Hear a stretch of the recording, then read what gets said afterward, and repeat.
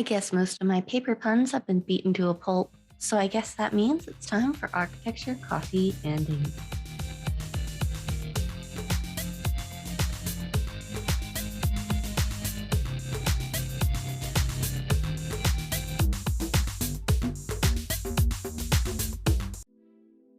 Hello, this is Hollywood C, and you're listening to Architecture, Coffee, and Ink, a podcast dedicated to introducing concepts, detailing out designs, and tackling the architecture you might not realize the meaning behind. I'm your hostess, and I am here today to start introducing you to the designs that make you wonder why. So I ask you to brew your coffee, grab your sketchbook and pen, and let's begin. Hello, everyone. Thank you so much for the understanding and the well wishes about starting the new semester. I am super excited to pick back up this week with another interview and the first one of 2022. But before we begin, you may have noticed that I sped up the intro song.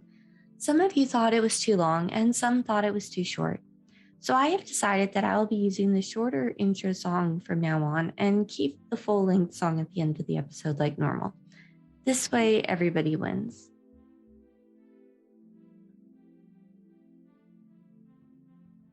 But I don't know about everybody else, but I have been snowed in for a while, off and on. So I feel like I have really scratched my itch of winter activities, sleddings, and hot chocolates. I was slightly worried I wasn't going to make it back in time for school at the rate it was going. Personally, I'm about ready to curl up with a horror novel or mystery novel and wait for spring.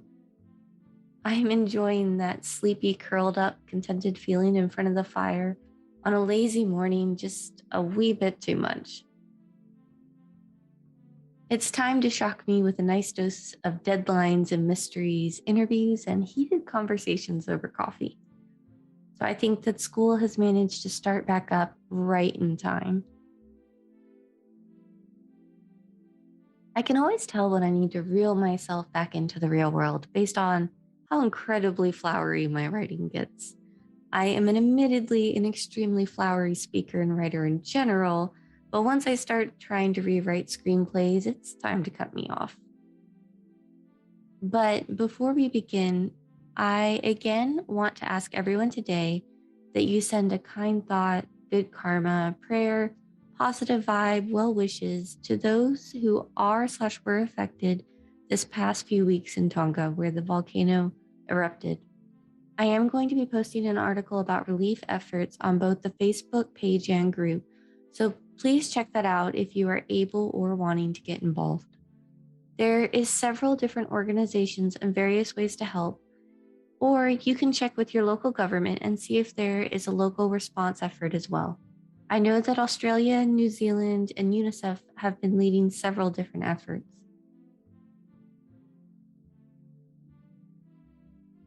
But this week, we are going to be talking about paper mills. I wanted to give just a brief introduction about paper mills and what they are. Now, if you have ever been by a paper mill, you may have smelled the very distinctive smell. According to my father, it was a smell of biscuits and gravy. Yes, you heard me, biscuits and gravy. Actually, this expression came from several of those who lived around the paper mill. According to those who lived around the smell, which included the families and the workers that lived around my dad when he was young, those in the community always said it reminded them of the smell of biscuits and gravy because that smell meant that they would eat on that day. When the smell was missing, it meant that the factory was closed. Several of my relatives told me that they liked the smell because it meant that people were being paid that day. And later on in the episode, I actually briefly mentioned a personal experience of, quote, warm snow, where I would sit outside and watch the ash fall and listen to the small frogs and my grandmother telling me to always keep an aloe vera on the porch and teaching me how to tend to the plants.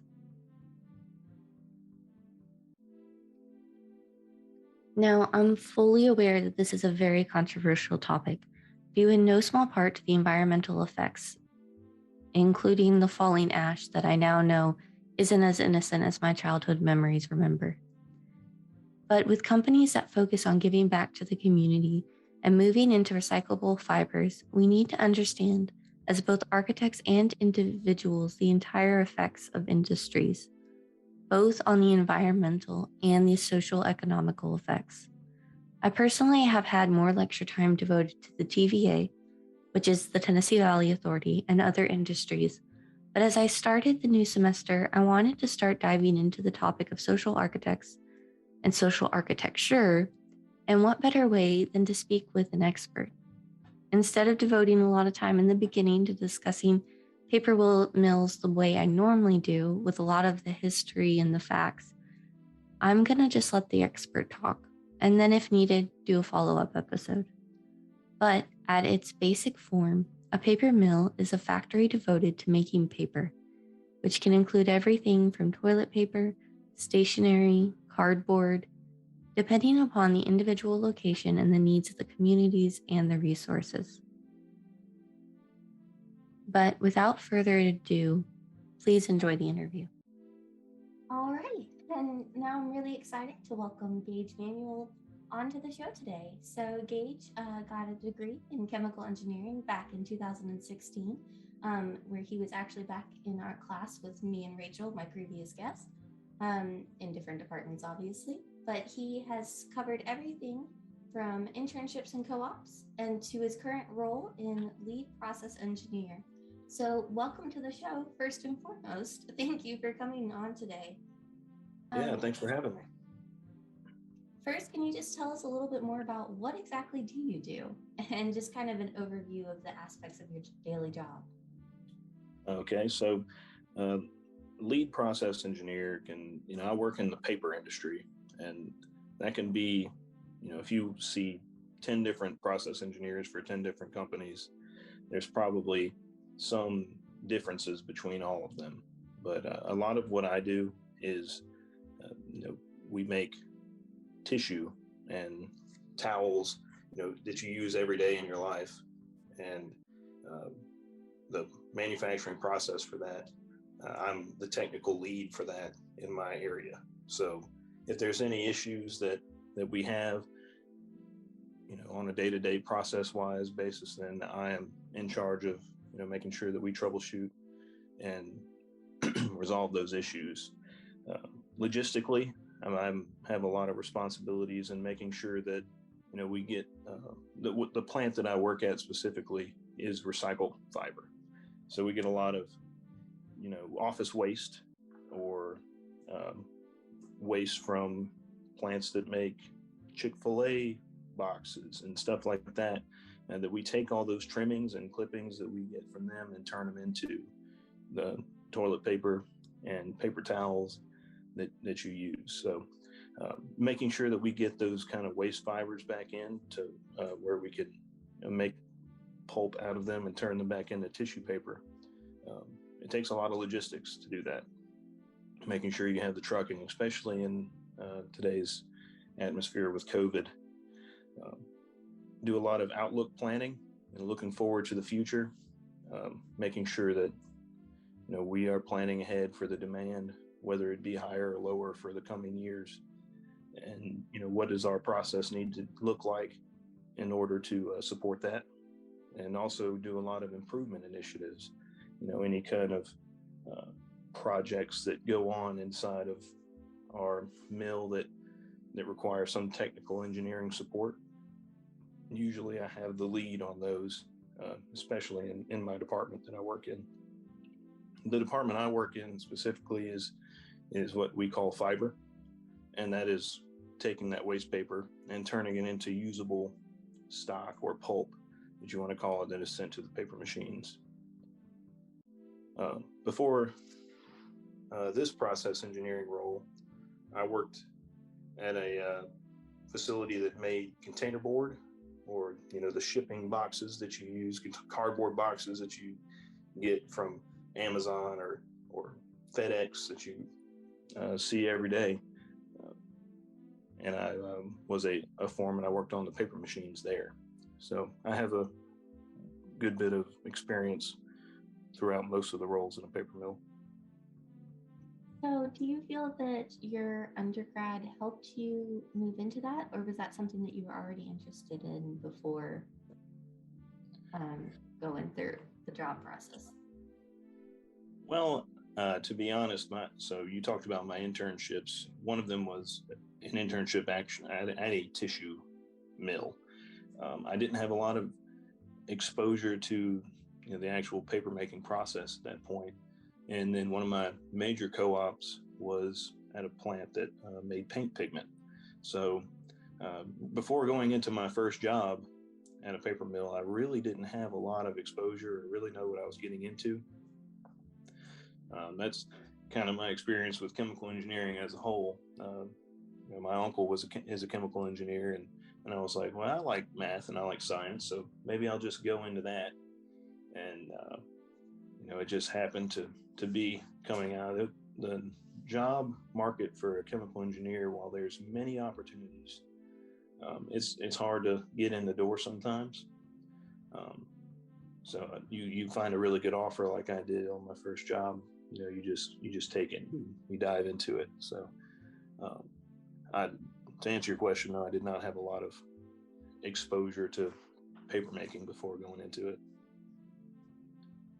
I was kind of curious if you were sitting around, doing those Pinterest DIYs, making your own paper in the basement type situation. Well, I will say that my final project in chemical engineering was to design a paper mill. I had a friend who she is now a doctor, and another friend who is veered off from his chemical engineering degree. I think he does some IT work. But so, you had us three building a paper mill, and none of us knew exactly at all what we were doing. If I were to go back and talk to myself when I was designing that paper mill, I'd probably slap myself in the head and go, what are you doing? This doesn't look anything like we're supposed to be. So there's really not a lot that, undergrad really prepares you, builds a foundation for you with the technical knowledge. But I mean, until you get to start working and getting out into the world, you're not really gonna really know what you're doing until then. Okay, so you said you designed one. I guess we'll kind of jump ahead in my list of questions here, because what does a basic layout of a mill include? If you designed it, what did you design versus what's the differences you found in the real world? What I didn't really take into account that is majorly important for paper mills is a couple of things. So what it takes to run a paper mill is water, steam, and a source of raw material. So the water, you're never going to find, or not any major paper mill, you're not going to find any major paper mill that is not built on a body of water. They're all going to be on rivers, located off of big reservoirs, or you're never going to find one that's, inside of a city. Steam, heat is very important for the paper making process, especially if you work in a virgin fiber mill, which is, other than, except, not like recycled fiber, but virgin fiber is where you're taking, pine trees, and turning them into pulp, cutting them up into chips and cooking them in what is basically a big pressure cooker, what we call a digester. And steam is highly important in that. You can't break it down without all that heat. And to make steam, you have to have power. And power is, you can get it in multiple different ways. The paper mill is designed to recycle. Everything's designed to recycle. So all the chemicals that you use in your digesting process, they get sent through boilers and transformed back in through kilns and transformed back into the materials that you need to circle back through the process and cook more chips into fiber. And that's something that you really don't think about. Is people want to worry about not using paper, and because they're killing trees. But paper mills are probably the biggest example of recycling out of any process that you could think of. And paper mills traditionally plant more trees than they cut down. So using paper products actually helps the forestry industry and helps your forests. And we take, you could even get paper mills that produce so much power that they sell some back to the grid. So they're actually reducing, what coal power plants are making, and what other sources that may not be as renewable.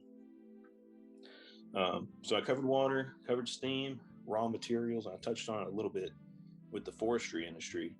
Is like I say, you're not going to find a paper mill that's built in the middle of a city, not one that's virgin fiber. So they're going to be wanting to be right in the middle where every tree is, so where they don't have to go very far to get what they need to make what they need.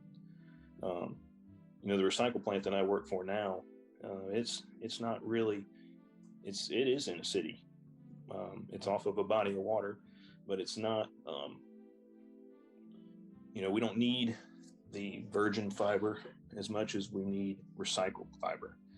So my mill's located in a major port and a major interstate intersection, and you can get fiber from ship, from air, from truck, from railroad. So that, to bring back to what you're saying is there's a lot of, those are the three basic things. When I built that in college, I didn't really think about, what was the basic things that you need. That it was kind of an overwhelming thing, but if you design a paper mill, then those are the three basic things you need to know: is where can I get water, how can I get power to make steam, and where can I get my raw material. And I got to be able to ship it out. So having railroad and trucking available, those are vital parts. So when you said that they sometimes sell back, do you know how common that is, selling back the energy? Actually, the facility I work at sells back energy to the grid. So it may not happen all the time. It really depends on the pull that you have at a certain time. Are we using a lot of that power on site to make the products that we're making? Is it really cold? Is it really hot? The outside, it makes a lot of difference. But to be able to be self-sustainable on your power grid, or to be able to sell back, is not that uncommon. I was just curious because you were mentioning the electricity, I guess we could count as one of the industries involved in the process. And then you were mentioning forestry was involved in a way.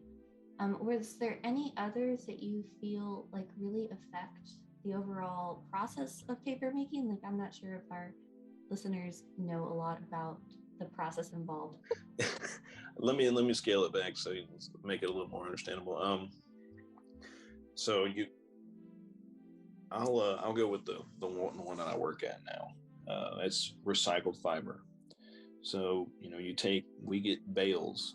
I don't know if you ever go to Dollar General, and you'll see on the side of a building sometimes they have these balers where they put all those cardboard boxes, or places will like shred it. That company that they come and shred all your paperwork at your office. They take that stuff and they bale it up and they sell it to companies like mine. We take those and with some chemicals and, like I said, water, a lot of water. Paper mills use millions of gallons of water a day, but like I said, a lot of it's recycled, so that you're not impacting your environment as much. But you take those chemicals, water, heat, and you turn it into pulp. that pulp is then sent to a paper machine. So it's mostly water. It's probably 3 to 5% that fiber, that pulp. If you ever did paper mache whenever you were in school, they take and mix it with water, and then you stick it to that surface. Well, imagine you're sticking it to this large machine with fabrics on it, that conveyor belts that carry it, that allow water to drain through, as you would with paper mache. And when you let that stuff dry, it gets hard. With these machines, it's pressed, sent through, dried, and it comes out in the sheets of paper or tissue that you then roll, specifically with, tissue paper or, bath tissue. You roll it up, and that gets sent to some winders, is what they're called. And that's where they convert it from, these large rolls that are probably 3 to 5 tons that come off of paper machines, and they unwind them and cut them down into and wind them onto small cardboard rolls, that you and cut them up like you'd see in your grocery store that you buy and use at home. For the other process, the virgin fiber process, that's very similar. Except you have the part where you're making the pulp from wood chips. Like I said, you cook them down in basically a big pressure cooker that breaks them down, and you screen out all the bad stuff, the stuff that won't cook down, all the knots in your wood, and go through the same process and roll it up, and then they for boxes, they send it to converting lines that will glue it and fold it up into the boxes that you see, and that you ship your packages in every day. Does that answer your question? I know that does answer my question. That sounds like you need a lot of space.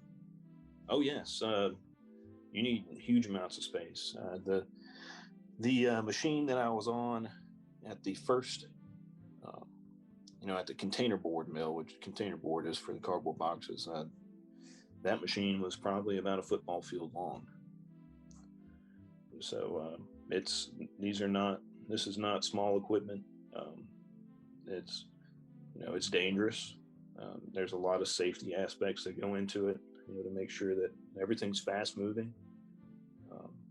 So safety is a vital part of our industry, to make sure that people go home safe when they're working with equipment like this. But you do need a lot of space.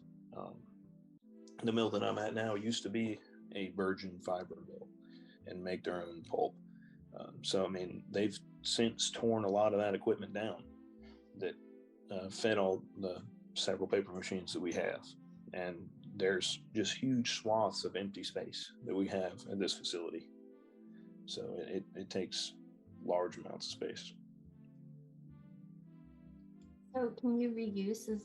If you tear it down, can you just reuse it, or is there a shelf life? I know some bacteria can't get in, once it's infected in the earth, you can't use the space anymore for so many years or something like that. No, it's not really. I will say, a lot of people, they think of paper mills and they think of smelly, and you don't want to drive by them because you're gonna smell all these bad smells, and you may be thinking, oh, you said they use millions of gallons of water. That's terrible for the environment. But no, there's a lot of environmental practices that go into containing everything that comes out of a paper mill. So, you talk about what things you want to take in mind when you're constructing a paper mill. A lot of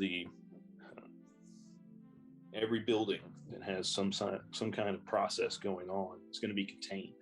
So you're going to have a process sewer that, everything that has a potential to impact the environment in a negative way should be forced to flow into these process sewers. That way it flows to, a wastewater treatment plant. major part of paper mills, and most facilities that make anything are going to have big wastewater treatment plants that, whenever you try to send all that millions of gallons of water back into the river, you want to make sure it's treated well, and you don't impact the environment. Where was I going? I forgot. Yes, and then so you have process sewers, but then you also have storm drain sewers. So it rains over a paper mill just like anywhere else, and you want to make sure that you can separate out as much of that as possible. So we have rainwater sewers that collect, specifically rainwater and air conditioning condensate. That's just diverted away and used, sent back into the environment like normal. But no, there's not really any kind of radioactive issues with paper mills that would cause you to not be able to use the land. It's really just up to the company and how they want to evolve. We talked a lot about outlook planning. It takes some definite evolution to keep up with the current environment that you're living in. There's a fair amount of urban planning, which is something a lot of my architect-based listeners probably are more familiar with. You need to plan out in advance where you're going. You definitely want to have, especially if, I'm sure that y'all talk about land costs is probably a major thing when you talk about development. You're not going to find a large paper mill in an area with really high land cost. Just because it takes so much land to build one properly. But at the same time, you will find, I can't be positive or 100%, but I can imagine that there's a lot of architects that are involved in building paper mills or manufacturing facilities. They're probably mostly built by engineers, and engineers mostly want to just make things work. So if they don't give enough space to do something, they'll find a way to fit it in. That's kind of bad mouthing my own profession, but I did ask you once to look over a drawing, and you told me there should be a straight line from point A to point B. So that's right. I don't want to walk extra distance.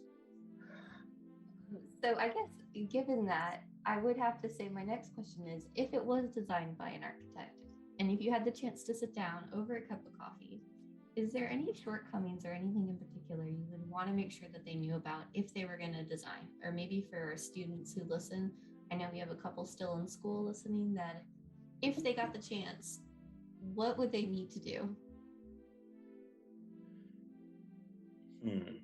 I thought about this question, not really specifically as you asked it, but when you first asked me if I wanted to do this, and I thought about exactly what I said a minute ago, but I don't really think there's a lot of architects that are really involved. One thing that I would say, if you were going into a project like this, is to, and I think we have the problem too as engineers when we design and put in projects, that we don't get enough input from our operators, the blue collar everyday guys that are going to be there at 2:00 in the morning, running this equipment and dealing with what is there, and having input from those guys. We focus a lot on Lean Six Sigma, which you probably don't talk about that as much in architecture, but you mentioned, I told you once, I want a straight line from point A to point B. Well, those operators want that same thing too, because they don't want to go from, they don't want to carry something from 500 feet away and go down a path that is got a lot of waste area, and increase the time it takes them to do it. So, if you were ever asked to design something like this, think about it like, what can we do to make it smarter, faster, and create opportunities for operators to make less mistakes when they're uh, running their process. So that's something that I battle with every day, trying to make sure that we do when we put projects in, getting that input, because I don't do it every day like they do. I work there, and I put in equipment and help troubleshoot issues, but I'm not there at 2 a.m. to really struggle with what's there and how it's been put in. I think that segues really nicely into my last two questions, which are influenced with they're influenced pretty strongly by my understanding and background with paper mills, because I have some family that lived outside of a paper mill for a very long time until they passed away. And so like when we used to visit, the ash would rain down. And I remember I had no clue what it was. I just thought it was like the coolest form of like warm snow is what I thought it was when I was a little kid. And it wasn't until I got older that I finally, put it all together and knew what was going on. My parents told me. But being around a community that was centered around a paper mill, I guess that was another thing I wanted to ask you. So since you have worked at a couple different locations, is there any difference from like just your day-to-day interactions with the level of community engagement from a location to location? Not like bad mouthing a particular area for like being involved, but you said it's normally rural, not really in the urban areas. So does a lot more of the local community have jobs directly centered there, or is it kind of scattered? I'll say that I've worked for two very large paper companies. One of them, the first one I worked at, I've visited and I know people that have lived where a couple of them have closed down. I actually live in a city where a previous company of mine, their mill had closed here. And there's the paper mills, like you say, they're all in rural locations. And they're usually the lifeblood of that community. You talk about your warm snow that you saw when you were a kid. A lot of things have changed since around that time. Environmental impact of paper mills has gone down drastically as we learn the impacts of the byproducts that are formed. You won't see that ash raining down anywhere at a paper mill now. If you do, it's isolated incidents, and it probably never leaves the parking lot. I have found it on my car before, but the smell is very much reduced. That's just a case of, as I say, scrubbing the steam and release that you have from the mill. But environment, just thinking about it in terms of socioeconomic impact, there's many people that I've worked with at these mills that their parents worked there and retired there.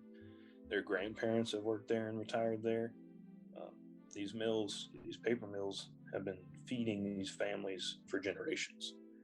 And even back then, when they had that warm snow coming down on their houses and their cars, they probably didn't care, because that was their bread and butter. That's where these jobs are way more high paying than any blue collar job you could get at McDonald's or Dollar General or Walmart. So, I think, I know of mills that, like I said, have closed down, and it just completely tears apart a community. People leave and move out because they can't support their families with the huge reduction of jobs in the area and reduction of pay. So they're like I said, the lifeblood of these communities. For community outreach, A lot of the mills, both the mills that I've worked at, gave back with United Way. They really push United Way a lot and those United Way organization that they give back to the local community. And I particularly worked at one of my co-ops. We did science fairs. We would sponsor science fairs and sponsor judges for them for the local communities. We give back. The last company I worked with, being such a small area, they gave back to the schools. Like actually wrote them checks for them to be able to pay for equipment that they needed. So, like I said, we know there is an environmental impact. I won't deny that of a paper mill, but for socioeconomically and just economically, they are fantastic for a community. Do you think that this is just a random last minute question that I was thinking of while you were saying this. Do you think that more groups across the country or firms across the country are going to be switching to the recycled versus the virgin fiber? There is a large shift, not just because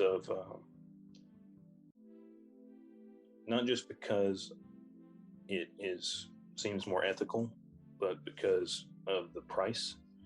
I mean, it's way cheaper to use recycled fiber than it is virgin fiber. It's that virgin fiber is much better quality to be able to make better quality products, but in terms of price, it's really unmatched. One problem with going to recycled fiber only is that it's, especially with COVID, it has become more and more difficult to source this recycled fiber. I mean, think about it. You've got less, from shredded, you've got less people going to work. They're not in their offices. So they're not using up office paper. They're not using up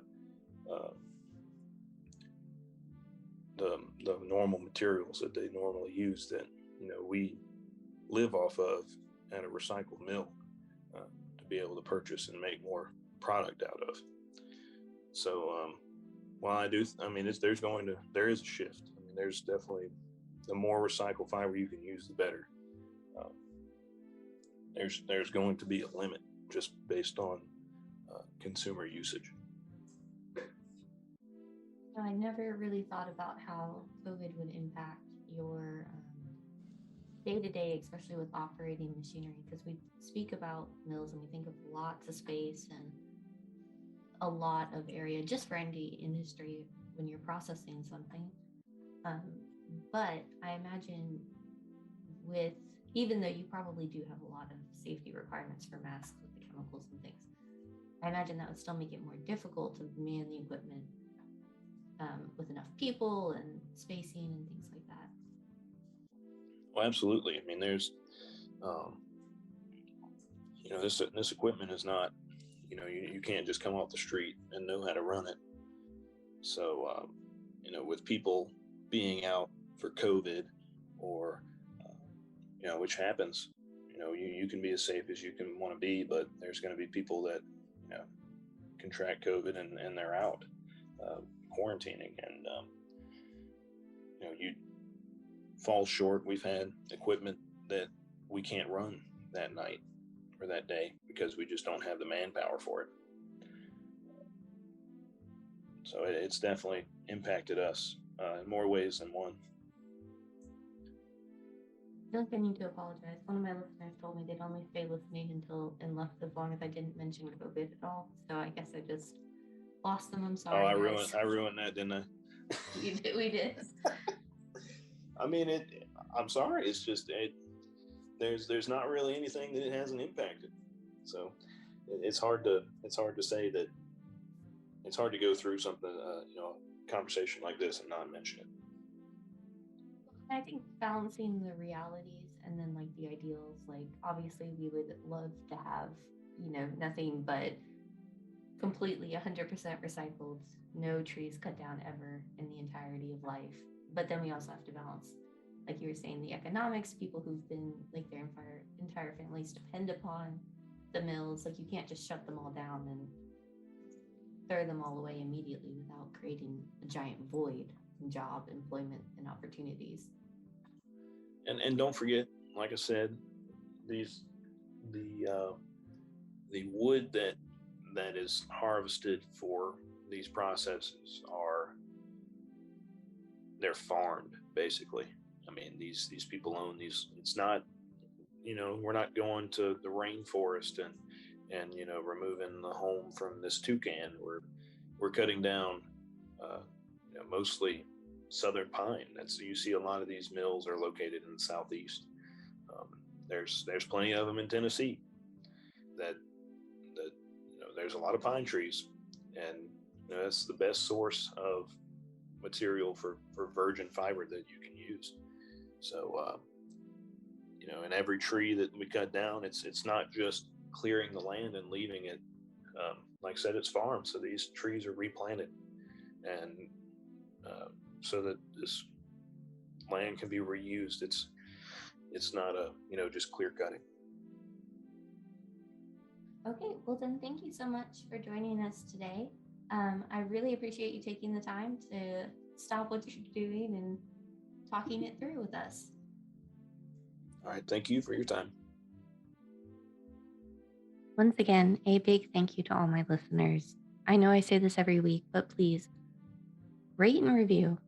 If you liked it, loved it, hated it, let me know. If you want a follow-up episode, please let me know, and I will be very happy to dive a little bit more in the history of it. I love feedback and hearing from everyone, and more importantly, sparking conversations. We again have a Facebook page and private group, both of which are under the same name, Architecture, Coffee, and Ink, which is, again, a pretty young podcast. architectureinc.design.blog is the website. Everything will be linked in the show notes. I will be posting the transcript and some images on the blog later in the afternoon, so please keep an eye out for that. But as always, may your coffee mugs be full and your inkwells never run dry.